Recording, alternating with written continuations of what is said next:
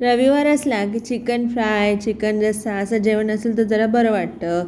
तर सगळ्यांना घरामध्ये आवडतं, पण लहान मुलांचं तर चिकन फ्राय म्हणजे खूप फेवरेटच आहे. तर मी अर्धा किलो बोनलेस चिकन घेतलं, त्याला स्वच्छ धुवून मसाला वगैरे सर्व लावून घेतला. मसाल्यामध्ये आपला घरगुती मालवणी मसाला, हळद, मीठ आणि आपलं थोडंसं कांदा खोबऱ्याचं वाटण असं मस्त त्याला मॅरिनेट करून अर्ध्या तासासाठी साईडला ठेवलं.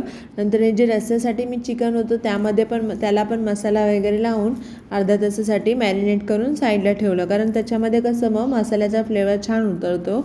आणि त्याच्यानंतर तवा चांगला तापवून घेतला, तेल टाकल्यानंतर मस्तपैकी 3-4 मिनटं असे एका बाजूने असं करून दोन्ही बाजूने मी मस्त चिकन कुरकुरीत असं भाजून घेतलं. नंतर थोडीशी कोथिंबीर त्यावरून टाकली आणि कोथिंबीर टाकल्यानंतर छानपैकी तेलामध्ये ते मिक्स करून घ्यायचं, म्हणजे कोथिंबीरीचा फ्लेवर असतो ना तो त्या चिकनमध्ये छान उतरतो आणि भाकरीसोबत किंवा चपातीसोबत खायला हे चिकन खूपच भारी लागतं.